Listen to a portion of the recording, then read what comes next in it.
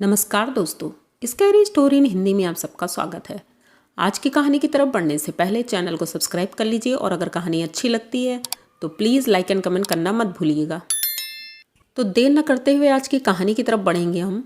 आज की कहानी सुभाष की है। सुभाष दिल्ली में रहता है और बहुत अच्छे से रहता है, लेकिन अभी उसके पास एक लेटर आया था कि उनकी बुआ जी ने उन्हें बुलाया है और उनकी तबीयत बहुत ख़राब है। तो सुभाष की माँ ने बोला कि बेटा ऐसा है, बुआ जी ने बुलाया है तो उनके पास चले जाओ। इसका भी एक रीज़न था कि सुभाष की बुआ के कोई बच्चे नहीं थे, तो वो सुभाष को बहुत प्यार करती थी, बचपन से ही अपने बच्चे की तरह मानती थी। तो सुभाष तैयार हो जाता है और ऑफिस से छुट्टी लेता है, गांव के लिए निकल पड़ता है। पर जैसे ही वो गांव पहुंचा था, बहुत लेट हो चुका था क्योंकि अब उनकी बुआ इस दुनिया में नहीं थी। वो जाते ही बैग फेंक देता है और बहुत रोता है, वहाँ बैठ जाता है। गांव के लोग आते हैं, इकट्ठा होते हैं। सभी लोग उसे सांत्वना दे रहे थे कि बेटा रो मत, क्योंकि वो अंतिम समय में तुम्हें बहुत याद कर रही थी और वो चाहती थी कि तुम आओ और तुम ही उनका क्रियाकर्म करो, सब कुछ करो। लेकिन तुम नहीं आए तो लेट हो गया था, तो हम लोगों ने कर दिया है, बाकी सारे काम तुम्ही को करने हैं। तो सुभाष रोते रोते सारे उनके क्रियाकर्म सब बाकी काम करता है। वो 13वीं तक वो वहीं रहता है, उसी घर में रहता है। उसे कुछ भी नहीं होता है, अकेला ही था। इनकी माँ भी जाती हैं, लेकिन वो घर के कामों की वजह से ज़्यादा नहीं रुक पाती हैं और वहाँ से चली आती हैं। गांव के लोग सुभाष के लिए खाना वाना दे आते थे, कोई दिक्कत नहीं थी। सुभाष वहीं दिन भर लेटा रहता था, अपने ऑफिस का काम भी ऑनलाइन कर लेता था और भी काम हो जाते थे। खेती उनकी बहुत थी बुआ की। लेकिन उनके एक बक्से में एक दिन सुभाष को जब वो चेक कर रहा था तो उसने देखा प्रॉपर्टी के कागजात थे जो कि सुभाष के नाम थे। अब सुभाष को बड़ी चिंता हो गई कि अगर बुआ ने मुझे सारी प्रॉपर्टी दे दी है तो मुझे देख रेख करने के लिए यहाँ आना भी पड़ेगा और देखना भी पड़ेगा।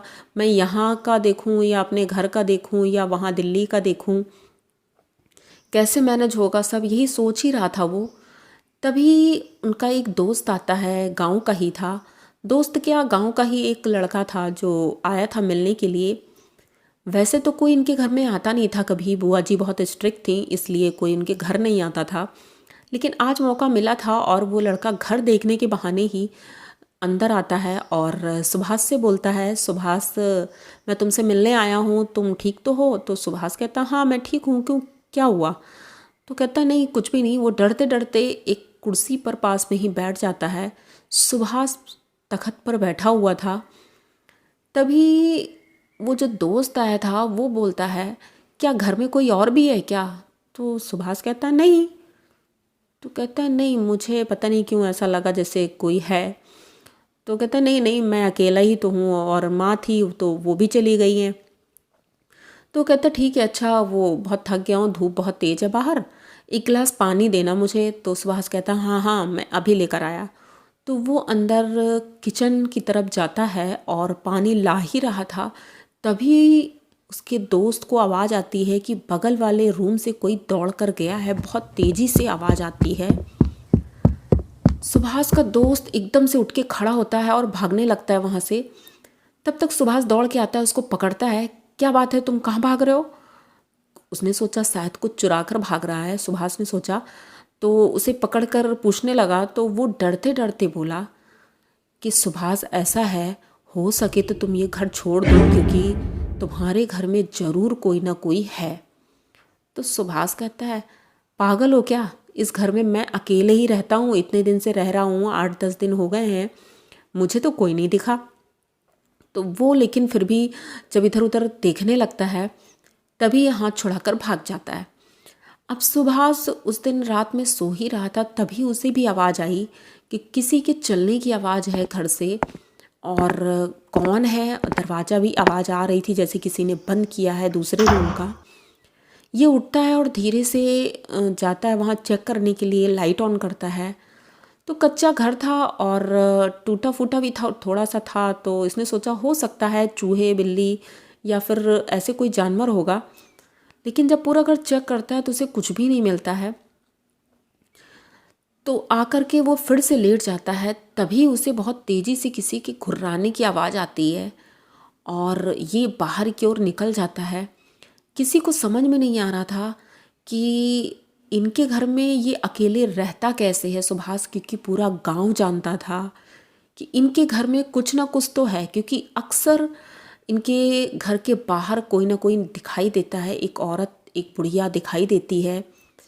ये बात गांव के सभी लोग जानते थे, लेकिन डर की वजह से कोई उधर जाता ही नहीं था। इनकी बुआ जी की डेथ भी उसी वजह से हुई थी। वो जो एक बुढ़िया है वही अक्सर उन्हें दिखती थी। उन्होंने गांव वालों को बताया भी था कि वो मुझे दिखाई देती है, मेरे घर के आसपास रहती है वो, और वो इतना डरने लगी थी कि इसी वजह से उनकी हार्ट अटैक से मौत हो गई थी। अब गांव वालों को डर लग रहा था कहीं सुभाष के साथ कुछ गलत ना हो जाए। तो ये दूसरे ही दिन जब सुबह सुभाष बाहर बैठा था तो गांव के एक बुजुर्ग थे, वो गए वहाँ और सुभाष से बोले कि सुभाष, ऐसा है बेटा, तुम हमारे घर में रह लो आके, अगर तुम्हें कोई दिक्कत हो। तो सुभाष कहता है, नहीं दादा, हमें कोई दिक्कत नहीं है, मैं ठीक हूँ बिल्कुल। तो ज़्यादा जिद भी नहीं कर सकते थे वो, उन्होंने बस एक दो बार बोला, उसके बाद वो चले गए। अब सुभाष सोचने लगा कि ये सभी लोग ऐसे क्यों कह रहे हैं। पूरा गांव उसको घूरता रहता था और ये अपने घर में अकेले ही रहता था। एक दिन रात को जब सुभाष सो रहा था तो अचानक से उसको लगा जैसे आंगन में कोई कूदा है बहुत तेज़ी से। तो इसे लगा कहीं कोई चोर आ गया है। ये दौड़ के जाता है, डंडा उठाता है और इधर उधर ढूंढने लगता है, लेकिन उसे कोई नहीं दिखता है। तुरंत दरवाजे के पास से एक आवाज़ आती है, जैसे उसके कान में कोई कुछ कह रहा हो। वो आवाज़ इतनी डरावनी थी कि सुभाष बहुत डर जाता है। आज पहली बार उसे डर लग रहा था और डर की वजह से वो कांपने लगा था। वो अपने बेड पर आता है और बेड पर बैठ जाता है। अब उसे समझ में नहीं आ रहा था मैं क्या करूं, ये क्या है, क्योंकि उसे ज़्यादा इन सब चीज़ों का नॉलेज नहीं था। तो वो बैठा रहता है। तभी उसे ऐसा महसूस होता है कि उसका वही दोस्त आया है दोबारा से। तो दरवाज़ा नॉक करता है तो ये पूछता है कौन है। रात का वही 11 बज रहा था और ये पूछता है कौन है, तो वो उधर से बोलता है, अरे मैं हूँ, खोलो दरवाज़ा। तो ये दौड़ कर जाता है, दरवाज़ा खोलता है तो देखता है कि वो उसका दोस्त खड़ा है। तो बहुत खुश होता है और सोचता है चलो अच्छा हुआ, मैं अकेले डर रहा था और ये आ गया है। वो आता है, इसके साथ रात में घर में रुकता है, इसके बेड पर ही लेटता है वो। तो इसे बहुत अच्छे से नींद आने लगी थी, लेकिन अचानक आधी रात में ही जैसे कोई दरवाज़ा फिर से नॉक करता है। अब दोनों डर जाते हैं, उठ के जाते हैं बाहर देखने के लिए। देखते हैं तो बाहर कोई नहीं था, लेकिन आवाज़ बहुत तेज़ी से आ रही थी, किसी के गुर्राने की, किसी के चिल्लाने की। अब ये दोनों डर की वजह से बेड पर बैठे रहते हैं। अब रात का 2:30-3 बज रहा था। इन लोगों ने सोचा चलो थोड़ी देर बाद अभी सुबह हो जाएगी। और तभी सुभाष को लगता है कि वो जो उसका दोस्त था, उसका नाम रख देते हैं, निखिल नाम था। तो निखिल से बोलता है, निखिल ऐसा करते हैं हम तुम्हारे घर चलें क्या। तो निखिल कहता है हाँ हाँ, मैं तो कब से कह रहा था कि चलो मेरे घर चलो और वहीं पर सो जाएंगे, सुबह देखते हैं क्या करेंगे। तो सुभाष निखिल के घर जाने के लिए घर से निकलता है और जब सुबह होती है तो सुभाष अपने घर में था, अपने बेड पर था। वो उठ के सोचता है कि मैं तो निखिल के घर गया था और यहाँ कब आ गया, मुझे तो याद ही नहीं है। हो सकता है कि रात में ही आ गया हूँ वापस, मुझे याद नहीं आ रहा है। तो ये निखिल को बुलाता है, दरवाजे पर निकलता है जब, तो निखिल आता है। निखिल से पूछता है कि निखिल थैंक्स, क्योंकि तुम रात में आए, तो मुझे वैसे भी बहुत डर लग रहा था और तुम्हारी वजह से मुझे बहुत अच्छा लगा और रात में अच्छे से नींद आई। पर पता नहीं अचानक रात में ऐसा क्या हुआ था, वो आवाज़ें बहुत आ रही थी और जैसे कोई दरवाज़ा नॉक कर रहा था। ये सारी बात बताता है उसको। निखिल बड़े गौर से सुन रहा था और सुनने के बाद बोलता है कि क्या बोल रहे हो तुम, क्योंकि अभी तो मैं अपनी दीदी के घर से आ रहा हूँ। दीदी का घर दूसरे गांव में था और बोल रहा था दीदी की तबीयत ठीक नहीं थी, तो मैं परसों रात में ही चला गया था दीदी के पास और अभी अभी आया हूँ वहाँ से, अभी तो घर भी नहीं गया हूँ मैं। अब सुभाष सोचने लगता है अगर निखिल मेरे पास नहीं आया था तो रात में फिर मेरे पास कौन आया था। अब ये चुप हो जाता है, निखिल से कुछ नहीं बोलता है। उसके बाद निखिल चला जाता है अपने घर। अब ये सोचता ही रहता है कि ज़रूर कुछ न कुछ गड़बड़ है। ये घर से निकलता है और बाहर गांव में घूमने लगता है। सभी लोग इसको घूर रहे थे। तभी जो गांव के एक बुज़ुर्ग आदमी थे उनके पास ये बैठता है और उनसे पूछता है कि दादा ऐसा क्या है जो लोग मुझे घूरते हैं और मुझे भी मेरे घर में थोड़ा अजीब सा अनुभव होता है। तो वो बताते हैं बेटा गांव में जहाँ तुम्हारा घर बना हुआ है वहाँ के पास थोड़ा सामने ही एक और घर था, झोपड़ी थी, और उस झोपड़ी में एक बुढ़िया रहती थी और वो बुढ़िया अकेली बीमारी की वजह से अचानक वहीं मर गई थी। किसी ने उसकी कोई मदद नहीं की थी। मरने के बाद उसी बुढ़िया की आत्मा इस गांव वालों को सबको परेशान करती है। खास करके तुम्हारा घर सामने ही है, तो इसलिए वहाँ पर उसने अपना डेरा जमा रखा है उस घर में और वहाँ से वो निकलना ही नहीं चाहती। और उसी बुढ़िया की वजह से तुम्हारी बुआ की मृत्यु हुई थी। तो इसीलिए सभी लोग बड़े गौर से तुमको देखते हैं कि तुम उस घर में कैसे रह रहे हो, क्योंकि ये बहुत डरावना है। सभी लोग जानते हैं कि वहाँ रहना बहुत मुश्किल है। अब सुभाष को सब पता चल चुका था। सुभाष ने तुरंत वो घर छोड़ दिया और उसके बाद वो दादाजी के कहे अनुसार वो पास के ही एक मंदिर में जाते हैं। वहाँ बालाजी का प्रसाद लेते हैं और टीका लगाते हैं। उसके बाद ये सीधे अपनी माँ के गाँव पहुँच जाते हैं।